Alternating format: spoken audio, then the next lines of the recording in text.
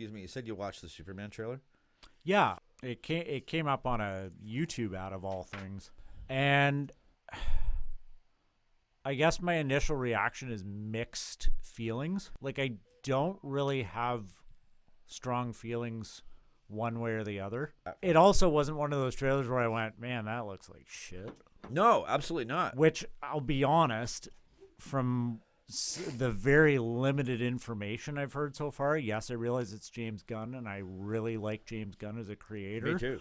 But from some of the limited information I had heard as a comic book nerd, I was kind of like, I don't know, you got to get this right. It's Superman. Like, it's a tough character to... Is it, though? Is it, though? It is. See, I look at Superman as, and you might prove me wrong here, I look at Superman as pretty simplistic. He's so overpowered. Like, he's basically like a demigod. I don't look at him as that complicated. That argument kind of proves my point. Superman is, or should I say, has always been portrayed as a demigod. It's hard to find flaws in a perfect being. Mr. Goody Two-Shoes? He was like an Eagle Scout. Having read comics for 40 years, every so often you will come across a certain writer that has a take on the character. And just to name off two that I would recommend reading, Alan Moore actually did 2 issues. You beat me by 2 seconds because I was going to ask you, is that one you're going to say? Because he's awesome. He did write for Superman for only 2 issues. He's a great writer. And it was called The Last Superman Story Ever. And it was literally a story about what would happen if Superman finally went away. And this was... What do you mean went away? Well, I don't want to say he died because Alan Moore leaves the... and I don't want to give the story away either. Fair enough. But Alan Moore leaves the ending very ambiguous, as he is loath to do. Yeah, but I think ambiguous endings are a staple of great drama. Exactly. I don't want to know all the answers. No, definitely. And I'm like, good. But this is, and again, this is sort of my point with Superman. It's like, how do you write a character like that? Well, Alan Moore came along and he said, I have a story for this character, but I want it to be the last Superman story ever. And they said, how much? Pretentious. That was he though. That was Alan Moore. Yeah. And I agree, he is a very pretentious asshole. But if you can separate the art from the artist, yeah, it's probably one of the best Superman stories you'll ever read. And again, it's only 2 issues. That's all he needed. The only other writer that really sticks out for me as like a Superman story that stuck with me and is currently on my shelf at home in my collection, Grant Morrison did something similar, probably around 2004, 2005. Yeah. He went to DC and he said, I want to tell a Superman anthology. It's 12 issues. That's all I need. I want it to take place outside of whatever stupid... That's not much either, because comic books aren't that thick. You're right. They're 24 pages like on how many average. books are in a trade? Usually 6 issues. Okay, all right. So he would have been... 2 of those, maybe. 2 of those. And you're right. The average comic's only about 24 pages long. If that, yeah. Yeah, Grant Morrison came in, and he said... I want to tell this Superman anthology story. It's going to be its own separate story. I don't care what you're doing in your current DC universe. Yeah. I just want to tell a Superman story. Right. And he had the clout at that point. He had just come off rebooting X-Men for Marvel and basically like saving that franchise. Yeah. He went to DC and DC said, yeah, you can do whatever you want. Great. Here's your 12 issues. And a lot of people at DC went, this is a little out of left field. Like, you're pulling all these, like, weird stories from the 60s and, like, stuff that people haven't read in, like, 40-plus years. And he's like, yeah, I'm telling the story I want to tell. Yeah. But I'm telling a story for real Superman fans. And was that the case? It was... Honestly, Patrick, there's a reason why I have the hardcover Absolute Edition on my shelf. It's, to this day, for me, one of the best Superman stories. The reason I've gone on this giant tangent is because James Gunn said that All-Star Superman was one of the main influences for this new Superman movie. Oh, okay. Yeah. So I looked at that and I said, okay, let's see what you got. Because everything else you've brought out comic book wise has been fucking gold. Let's just say I have cautious optimism for James Gunn's Superman movie. See, I'll tell you the thing that struck me, that kind of, the hook that had me, was right at the beginning when I heard that John Williams theme, except it was on an electric guitar.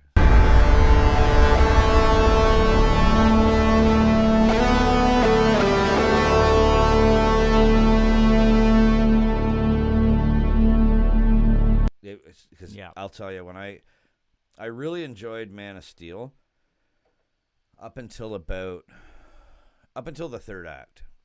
The first act and the second act were awesome in Man of Steel. They were fucking awesome. And Henry Cavill was fucking perfect for Superman. But when the third act hit, it felt like a Michael Bay movie from there to the end of the movie. And it sucked. And the one thing that I was waiting for throughout the entire film was like, where's that score?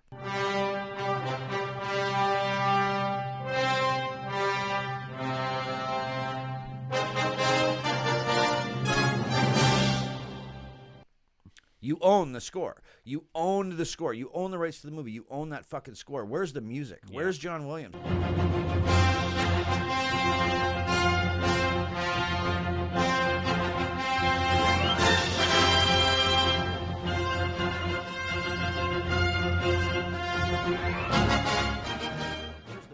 Where's John Williams? I know John Williams doesn't have to do it, but you can do it something like Rogue One, where you can at least pay tribute. Giacchino did. You know, he was able to take those elements from John Williams and throw it in there. Nothing, and it made the movie fucking flat. It to me. That's the best way to put it. It fell so flat. You just removed, as far as I'm concerned, especially when you're talking about John Williams, you're removing a character from that movie, and it was never there. And when I saw this new trailer, the first thing I hear is those notes of that.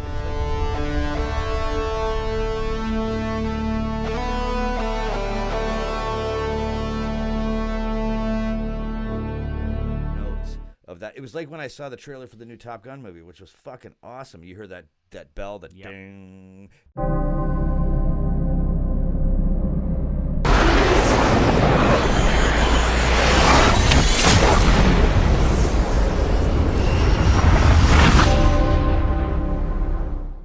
And you know that song is coming, and I get goosebumps right now, and I'm talking about it. And when I saw that trailer, when I heard that, and I'm not even a big Superman fan, I'm a Batman guy, and when I heard that music come in, that John Williams, I'm like, okay, all right, let's see what you got. This is cool. Yeah, for sure. I'll definitely go watch this. So anyway, that was a big one for me. But what's with the fucking dog? Okay.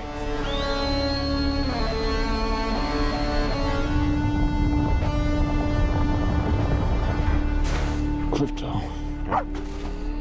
Home. Take me home. Okay. Like that threw me for a loop. That was actually going to be my next point. I'm glad you brought that up in such a crude way. You dog hater, you. I love dogs. Krypto, not the currency. Yeah. Sit down, kids. Krypto has been around probably almost as long as Superman has. Krypto the Superdog was introduced very early on in the Superman mythos. Yeah, but is that really something you want to do in the first movie where you're bringing this character back? As a dog person and as a Superman fan? But you know this character. Most yeah, people I do. Will not, though. I would say let James Gunn do his thing. Fair enough. Hey, we made Rocket work. You just want to laugh at me like everyone else. Rocket, you're drunk, all right? No one's laughing at you. Well, I didn't ask to get made. I didn't ask to be torn apart and put back together over and over and turned into some little monster. Rocket, no one's calling you a monster. He called me vermin. I don't hear people complaining about a talking raccoon. Absolutely with not. A potty mouth. Rocket was wicked. I fucking love that character. So yeah. The thing you got to understand is that James Gunn is looking at what has been done with Superman over the last 20 years. Not even just what Zack Snyder has done with him, just Superman in general, how he's been portrayed in the comics. The fact that writer after writer has tried to make him edgier and more let's make him cooler to the kids and blah blah blah. That was never the point of Superman. I don't like the Boy Scout aspect, but the idea of Superman, it's kind of like who he is. It's kind of like Chris Evans portraying Captain America, like we were talking about earlier. Yeah. It's that ideal of like, this is what a superhero should be. Sure, yeah. But at least Steve There Rogers are is relatable, though, because he's a human being, and he's Sure. and he came from weakness. I think the relatable thing about Superman is that he is and again, you got to remember he was created by American immigrants, like guys who had emigrated to America not even 10 years earlier. Yeah, for sure.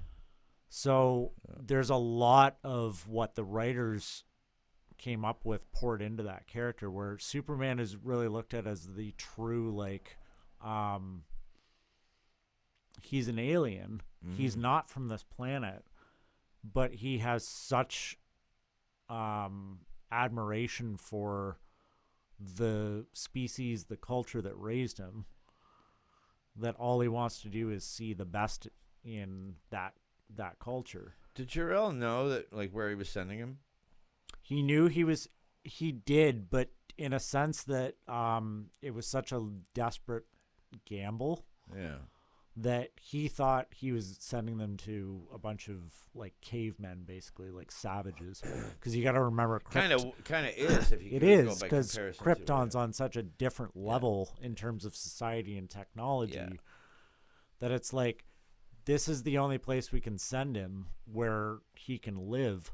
The benefit is, because we're sending him from a red sun to a yellow sun, because of our biology, he will absorb all of that energy from that yellow sun, and he'll basically be a god amongst them. Yeah, he'll become so powerful. That's one of the aspects I always liked about the Superman mythos, is it's like, well, how can this guy just be like, have all these superpowers? It's like, it's biological. Yeah. If he lived under a red sun, or a collapsed dwarf, basically, which is what Krypton was, which is why Krypton gets destroyed, because the sun eventually goes supernova. Right. Under a red sun, he's just as human as we are. Yeah. He's got the same vulnerabilities. You could walk up and stab him with a knife. Yeah. But under a yellow sun, he's like a nuclear reactor. He absorbs so much solar energy. That's neat when they when they put like a kind of a scientific spin on it. Yeah, it's like, it's sort of pseudoscience, but at least I like the fact that they're at least trying to explain it. Yeah, but as opposed to just like, he has these powers for no reason. It's like, well, that's not that relatable. Yes, every piece of technology that you can see started with an idea. Yeah.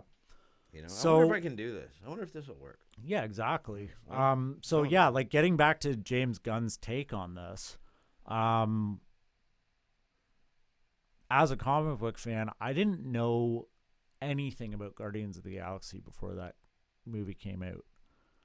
So I went into it with a very fresh. I went into it with the same perspective everybody else did, and I was like, "That was really good.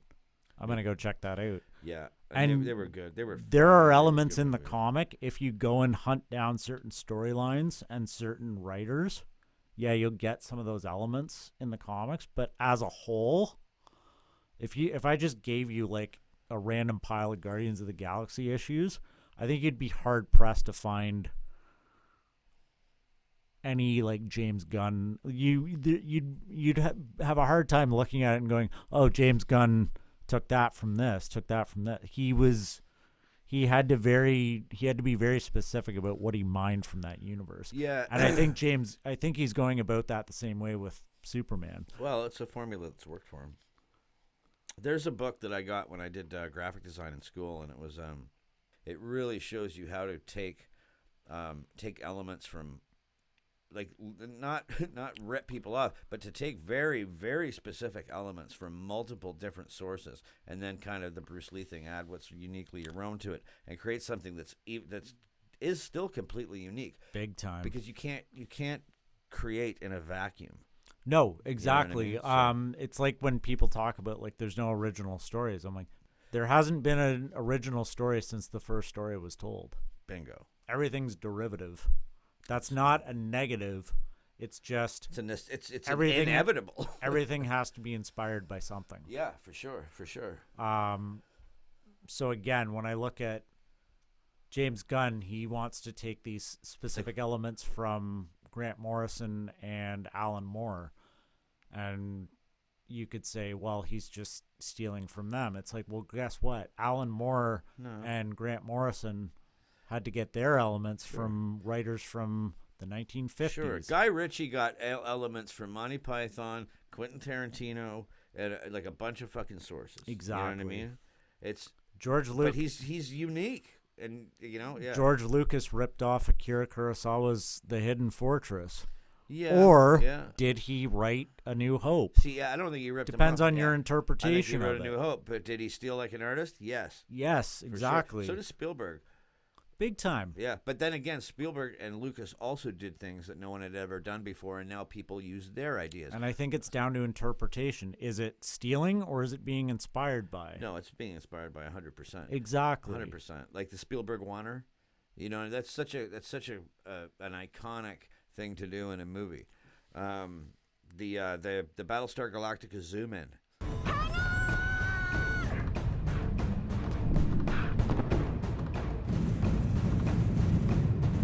Dad actually showed me a very interesting movie the other night. I was like, what movie is this? He's like, oh, it's called The Driver. He's like, it's Steven Spielberg's first ever movie. And I was Really? like, I've never even heard of it. I'll see if I can, I'll look it up on Google. I'd never heard of it either. And I was like, why have I never heard of this? He was like, because Steven Spielberg's first ever movie was a made-for-TV movie on ABC. I sat down and watched this entire movie. It's really good. I would highly recommend it. But as I'm watching, back to our conversation about inspiration, as I'm watching it, I'm like, this looks so much like Ronin in terms of like the camera work and like how they film the chase scenes and stuff. I was like, now I know where Michael Mann got his inspiration for that. He watched this movie and went, oh, if they were able to do this back in the 1960s, I shouldn't have too much trouble doing this in the 90s.